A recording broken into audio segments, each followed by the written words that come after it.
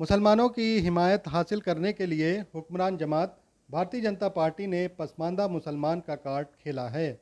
इसके लिए बीजेपी ने यूपी की दारुल हुकूमत में 16 अक्टूबर को पसमानदा इजलास भी मुनक्किद कराया। इजलास के बाद से इस मामले पर सियासत तेज़ हो गई है।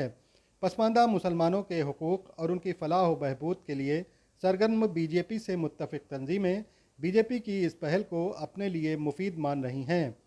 वो बीजेपी मुखालिफ पार्टियों को घेरते हुए बीजेपी के पसमानदा इजलास पर सवाल खड़े करने वालों की तनकीद कर रहे हैं।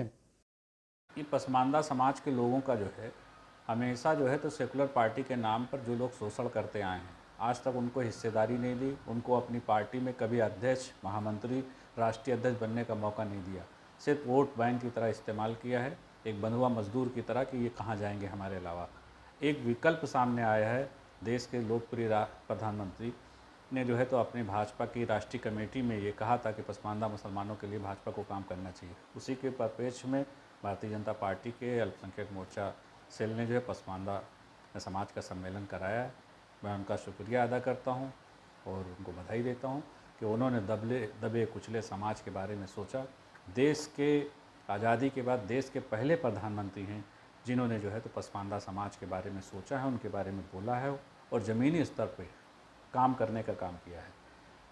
प्रधानमंत्री की ही देन है कि आज उत्तर प्रदेश सरकार में एक राज्य मंत्री पसमानदा समाज का है और 3 आयोग के अध्यक्ष हैं।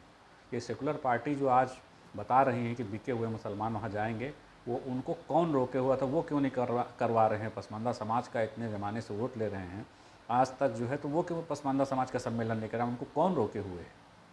और जो लोग इस तरह का बयान दे रहे हैं वो विदेश से आए हुए मुसलमान हैं, विदेशी मुसलमान हैं, और जो पसमानदा समाज के लोग हैं वो यहाँ के भारत के मूल निवासी हैं, यहीं से कन्वर्टेड मुसलमान हैं, हमारे पूर्वज हिंदू रहे हैं। तो हमको अपने देश से मोहब्बत है, यहाँ के लोगों से मोहब्बत है। और ये जो विदेश से आए हुए मुसलमान हैं ये लोग विरोध कर रहे हैं क्योंकि इनका राज चल रहा था, इनकी आबादी सिर्फ 15% है और हमारी आबादी 85% है। तब उनको लग रहा है कि हमारी ज़मीन खसक रही है, एक विकल्प और मिल गया है, इसलिए वो चिल्ला रहे हैं। लेकिन कभी उन्होंने हम लोगों के दर्द को महसूस किया होता, हमें कहीं हिस्सेदारी दिलाई होती अपने संगठनों में, जिन दलों के लोग बोल रहे हैं वो अपने दल में बताएं कि उनके वहाँ राष्ट्रीय अध्यक्ष या राष्ट्रीय प्रदेश अध्यक्ष या महामंत्री कितने पसमानदा मुसलमान हैं। जब इसके बारे में उनके पास कोई जवाब है, दें जवाब। देखिए समाज की तरक्की क्या, देखिए भारतीय जनता पार्टी ने तो पसमानदा मुसलमानों ने बहुत ही मामूली वोट दिया है, बाकी ज़्यादातर वोट 80% वोट समाजवादी पार्टी या कांग्रेस ने लिया या बसपा ने लिया, इन पार्टियों ने लिया। बिना वोट लिए हुए भारतीय जनता पार्टी ने 3 लोगों को आयोग में जगह दी, एक को राज्य मंत्री बनाया और पसमानदा समाज के आदमी को उन्होंने राज्यसभा भेजने का काम किया है। समाजवादी पार्टी अपने गठन से लेकर आज तक पसमानदा समाज के किसी आदमी को राज्यसभा नहीं भेजा, क्योंकि कई बार हमारे वोटों से वो मुख्यमंत्री बने हैं और वहाँ आपके जो है तो राष्ट्रीय उसमें मंत्री बने हैं, लेकिन आज तक किसी पसमानदा मुसलमान को उन्होंने राज्यसभा जाने का मौका नहीं दिया। बहन जी को भी मौका मुसलमानों ने दिया, उन्होंने कभी भी हमको MLC विधान परिषद जाने का मौका नहीं दिया। कांग्रेस पार्टी एक ऐसी पार्टी है जिन्होंने आर्टिकल 341 पर पाबंदी लगाकर इतना बड़ा नाइंसाफ़ी का काम पसमानदा मुसलमानों के साथ किया है, जो दलित मुसलमान आज 72 साल से हम लोग झेलते चले आ रहे हैं। अब फिर एक उम्मीद देश के प्रधानमंत्री से हुई है। हम लोग बराबर डिमांड कर रहे थे, देश के लोकप्रिय प्रधानमंत्री ने उस पर आयोग गठित किया है। हमें पूरा भरोसा है क्योंकि आपने बहुत बड़े बड़े फैसले लिए हैं, तो ये आर्टिकल 341 पर पाबंदी हटेगी और हिंदुस्तान के जो दलित मुसलमान हैं, पसमानदा मुसलमान हैं, उनकी तरक्की का रास्ता खुलेगा। वहीं पसमानदा मुसलमानों की लड़ाई लड़ने वाली कुछ ऐसी तंजीमें भी हैं जो बीजेपी की इस पहल का इस्तकबाल तो करती हैं, लेकिन वो अब तक के बीजेपी के रुख की वजह से बीजेपी पर मुकम्मल तौर से एतबार नहीं कर पा रही हैं। ये फिक्रमंदी दिखाने का काम किया और उन्होंने ये भी कहा अपने कार्यकर्ताओं से, अपने पार्टी के वरिष्ठ पदाधिकारियों से, अपने नेताओं से कहा कि पसमानदा मुस्लिम समाज का पिछले लोकसभा में 2019 की लोकसभा में और 2022 के विधानसभा में पसमानदा मुस्लिम समाज ने तकरीबन 8% वोट भारतीय जनता पार्टी को वोट देने का काम किया। तो कहीं ना कहीं उनको ये लगा कि पसमानदा समाज ने ये काम किया जाए तो समाज आसानी जुड़ सकता है। ये इससे मैं इत्तेफाक नहीं रखता कि अगर विधानसभा और लोकसभा में पसमानदा मुसलमानों ने कई और गांव में कम पढ़े लिखे लोगों ने उनके राशन की योजनाओं से, उज्ज्वला योजनाओं से कहीं न कहीं लाभ पाकर के उनको दे दिया होगा, तो वो चंद लोग हैं। लेकिन बड़े तादाद में जो पसमानदा मुस्लिम समाज के गुजरी वर्ग के लोग हैं वो इस झांसे में नहीं आने वाले हैं। दरअसल मुसलमानों के तई बीजेपी का अब तक का जो रुख रहा है वो किसी से छुपा नहीं है। हिंदुत्व और राष्ट्रवाद की उसकी सियासत में मुस्लिमों की क्या जगह है वो जग जाहिर है। इसलिए सियासी और समाजी माहिरीन भी बीजेपी की नीयत पर शक कर रहे हैं।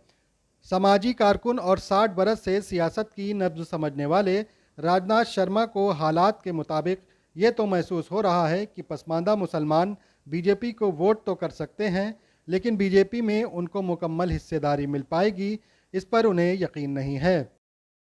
भारतीय समाज है, इसमें मूलतः जितने लोगों ने धर्म परिवर्तन किया है, चाहे वो ईसाई हों, चाहे मुसलमान हों, चाहे तो सब हिंदुओं से ही गए ना। तो हिंदुओं की जो जाति व्यवस्था थी वो बहुत घृणित थी, और उस जाति व्यवस्था के चलते दलितों का, पिछड़ों का सामाजिक अपमान बहुत था। उससे पीड़ित होके लोगों ने धर्म का भी तिरस्कार किया और दूसरे धर्मों को स्वीकार किया। लेकिन दूसरे धर्म जो हैं वो भी उस व्यवस्था को स्वीकार नहीं कर पाए। वहाँ भी जातियाँ बराबर बनी रहीं, चाहे वो इस्लाम हो, चाहे ईसाई हो। तो जब जाति व्यवस्था बनी रही तो उसका रिएक्शन जितना हिंदू बड़ी जातियों और पिछड़ी और पसमानदा जातियों में है, उतने मुसलमानों में भी बड़ी जातियों और पसमानदा मुसलमानों के बीच अंतर है। उतना ही ईसाइयों और उनके बीच भी अंतर है।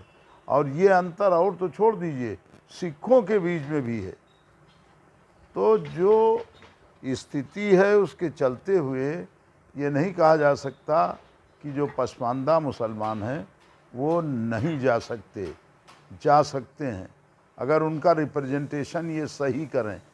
लेकिन हमको नहीं लगता है कि भारतीय जनता पार्टी जो है वो इनको इनके मतलब इच्छित प्रतिनिधित्व देगा।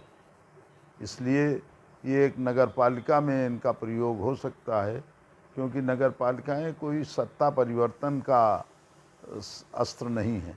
सत्ता परिवर्तन तो विधानसभाओं और लोकसभाओं से होता है। तो अगर वो रिप्रेजेंटेशन ये विधानसभाओं और लोकसभाओं में या जिन राज्यों में चुनाव हो रहा उनमें करके दिखावेंगे, तभी तो मुसलमानों का उत्साह बढ़ेगा। और अगर उस उत्साह को नहीं बढ़ा सकते तो असफलता इनके तो हाथ लगेगी ही, और इनकी जो वैचारिक क्रांति है हिंदुत्व की, उसको भी धक्का लगेगा। देखिए, ऐसा है कि इनका मूल आधार तो नीतिगत वो है जो हिंदुत्व पर आधारित है। अब अगर ये किसी दूसरी अभी हिंदुओं का ही पूरा रिप्रेजेंटेशन ये नहीं दे पाए, पिछड़ों का नहीं है रिप्रेजेंटेशन इनकी पार्टी में, दलितों का उस तरह से नहीं है रिप्रेजेंटेशन, समझे आप। इनके राज्यों के अध्यक्षों को देखिए तो कितने पिछड़े कितने दलित हैं।